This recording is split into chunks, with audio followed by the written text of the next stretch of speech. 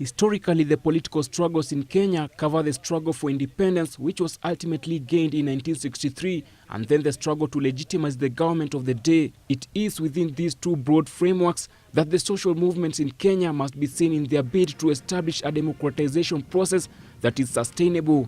Indeed, social movements in Kenya briefly illustrate the fact that the demand for democracy often has intense and significant political effect.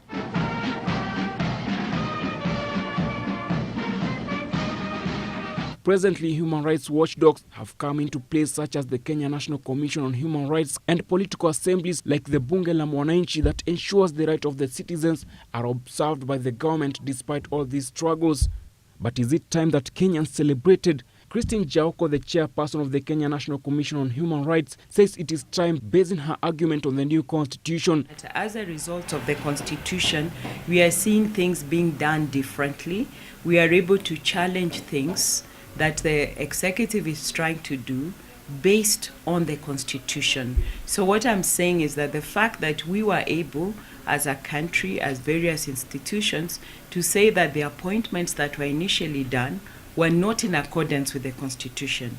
And this was confirmed by Parliament, it was confirmed by the courts. And these are very important institutions. So if the two institutions, the courts and the Parliament, are able to actually keep the executive in check based on the constitution, I think that is something to celebrate. But it is a process. There is no way you can sit back and say that, yes, because there's a new constitution, everything is going to fall in place. There was a new constitution that was very clear on how appointments were supposed to be done. They were not done. It took the people of Kenya to reject. It took Parliament, it took the courts to confirm that the constitution must be followed. Human dignity has so far been of much concern, with police reforms being considered as one of the areas that might instill human dignity back to the society. But Madam Jaoko is of a different opinion. Everything can only be fine if the people entrusted with the institutions are also in compliance. So, for example, if I just give an example, you've mentioned the police reforms. The police reforms are part of the constitutional process. It has been ongoing for a long time. But one of the things that we have noted is the fact that the police are supposed to be vetted, and this was contained in the Ransley report. But the vetting that has been taking place is not in compliance with the constitution, and that is why we as a commission have said that that vetting must stop. Other persons have also spoken about it and have expressed their concern that in terms of reforms, if the police are being vetted for their suitability to continue serving as police officers, then that process needs to be transparent. It needs to be understood. The police officers being vetted need to know what is the criteria, what are the issues that are to be raised. The public whom they serve also need to know, because it is the public that can be able to say whether or not in their interaction with the police there have been issues of integrity that have been raised. So some of those things are not being done extremely well, but they are being done nevertheless. On 7th July 1990, Kenyans responded to a call by politicians Kenneth Matiba and Charles Rubia and went to Kamkunji to press for constitutional, political, legal, social and economic reforms. Their rallying point was the demand for Kenya's return to political pluralism, transparency and accountability in the management of public affairs after decades of oppression and bad governance by the then inflexible KANU regime.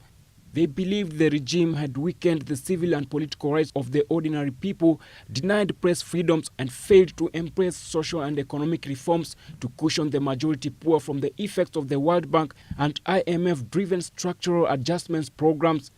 More than 20 people died in the process, and a few days later, Matiba, Rubia, Prime Minister Raila Odinga, and their lawyers John Haminwa, Mohamed Ibrahim, and Gitobu Imanyara were detained. This day remains to be remembered, but of late, its intensity to the society has been diminishing with time.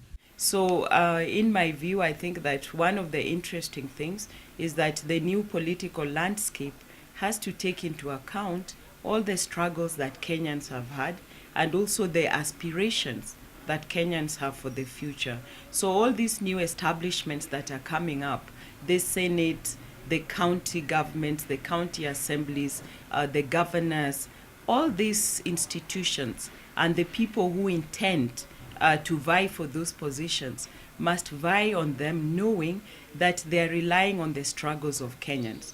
And therefore, in my view, they should really be careful to ensure that they embody and embrace the servant spirit, which is to know that they are not the bosses of Kenyans.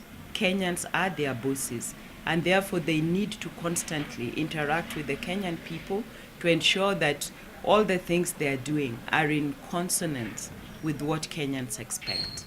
The country has experienced drastic political changes. Apart from multipartyism, alliances have been made to outdo a certain political party in common, the common example being the Rainbow Alliance that drove KANU from power in 2002 general elections. This system seems to be perpetuated in the current political scene, as in the faulty 2007 general elections, a coalition government was agreed upon, and thereafter the promulgation of the new constitution, whose fruits Kenyans are already reaping, an example being the appointment of the Chief Justice and his assistant, both of whom are not former regime cronies. A series of changes have been witnessed in the country's political climate, a good example being the new constitution that is under its implementation stage. We may celebrate, but it means we have to remain vigilant as a country. Kevin, GBS.